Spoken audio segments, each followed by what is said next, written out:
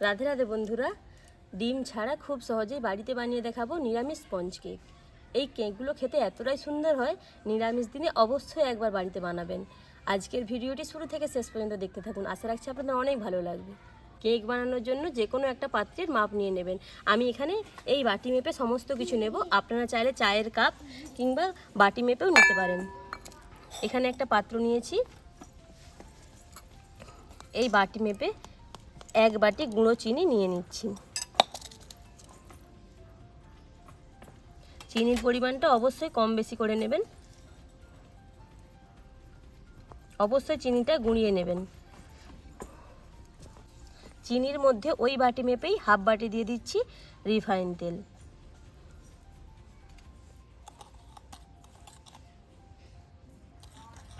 তেল আর চিনিটা খুব ভালোভাবে মিশিয়ে নেব। চিনির সঙ্গে তেলটা খুব ভালোভাবে মিশিয়ে নিয়েছি।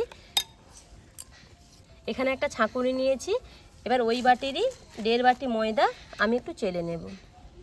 অবশ্যই করে ময়দাটা চেলে নিতে হবে এখানে, নাহলে ময়দার মধ্যে থাকা যে দানা ভাব থাকে সেটা থাকলে কেকের ব্যাটারটা খুব একটা মসৃণ হবে না। 1.5 বাটি ময়দা খুব ভালোভাবে চেলে নিয়েছি।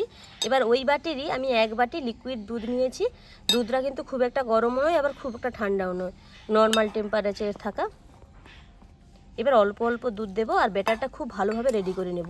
একেবারে পুরো দুধটা দেওয়া যাবে না, অল্প অল্প দেবো আর মেশাতে থাকবো।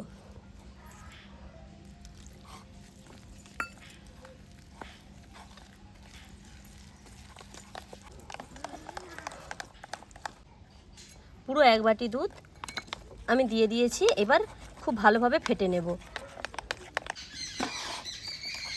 বেশ কিছুটা সময় ধরে খুব ভালোভাবে ব্যাটারটাকে ফেটে নিয়েছি। দেখুন ব্যাটারের ঘনত্বটা ঠিক এই রকম থাকবে, খুব একটা পাতলাও নয় আর খুব একটা মোটাও নয়।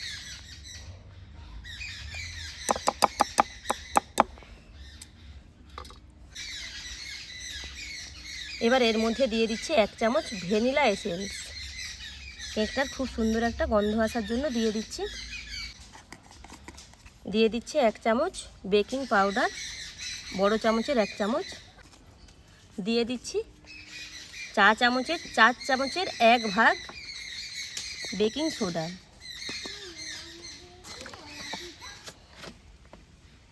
কেকটা খুব সুন্দর একটা স্পঞ্জি ভাব আনার জন্য, যেহেতু কেকটা নিরামিষ হচ্ছে তাই স্পঞ্জি ভাব আনার জন্য দিয়ে দিচ্ছি 1 চামচ ভিনিগার। এবার সব কিছু খুব ভালোভাবে মিশিয়ে নেব।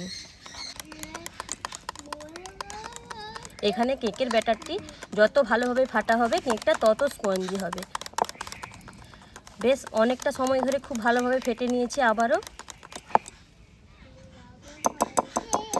এখানে কিছুটা টুটি ফুটি আর মুরব্বা নিয়েছি, একটা বাটিতে দিয়ে দিচ্ছি। 1/2 চামচ ময়দা দিয়ে খুব ভালোভাবে মিশিয়ে নিচ্ছি। ময়দা দিয়ে প্রথমে মিশিয়ে নিলে তাহলে কেকের মাঝামাঝি এই মুরব্বা আর টুটি ফুটিটা থাকবে, আর ময়দা না মেশালে নিচের দিকে চলে যাবে। খুব ভালোভাবে ময়দাটা মিশিয়ে নিয়ে একেবারে কেকের ব্যাটারের মধ্যে দিয়ে দিচ্ছি। আর একবার খুব ভালোভাবে মিশিয়ে নিচ্ছি। কেক বানানোর জন্য ব্যাটারটা আমার একদম রেডি হয়ে গেছে। কেকটা এবার বসাবো বলে এখানে একটা কেক টিন নিয়েছি। কেক টিনে খুব ভালোভাবে সাদা তেল ব্রাশ করে নিয়েছি।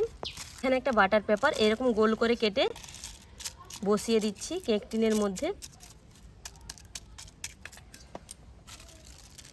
আর অল্প একটু বাটার পেপার নিয়ে এই চারদিকটাও দিয়ে দিচ্ছি।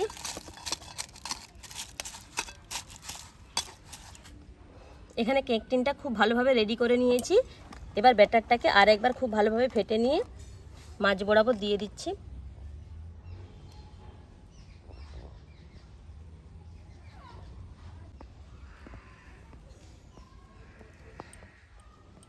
পুরো ব্যাটারটা কেক টিনের মধ্যে দিয়ে দিয়েছি।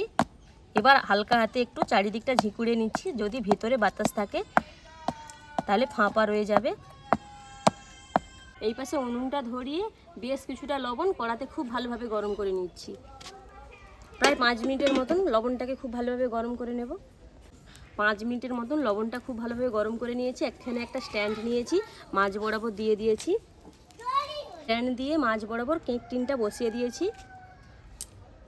এবার হালকা আঁচে ওপরে একটা ঢাকনা দিয়ে প্রায় 35 থেকে 40 মিনিট কেকটা রেডি করে নেব। কেকটা প্রায় 30 মিনিটের মতন বেক করে নিয়েছি। এবার এখানে কিছু ড্রাই ফ্রুটস নিয়েছি, উপর থেকে একটু সাজিয়ে দেব। প্রথমে দিলে দেখতে খুব একটা ভালো লাগতো না, এখন দিচ্ছি যাতে দেখতে ভালো লাগে।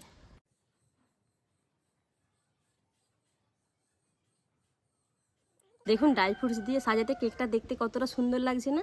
প্রথমে দিলে কিন্তু এই ড্রাই ফ্রুটসগুলো নিচে চলে যেত, তাই এইভাবে ওপরে একটু সাজিয়ে দিয়েছি।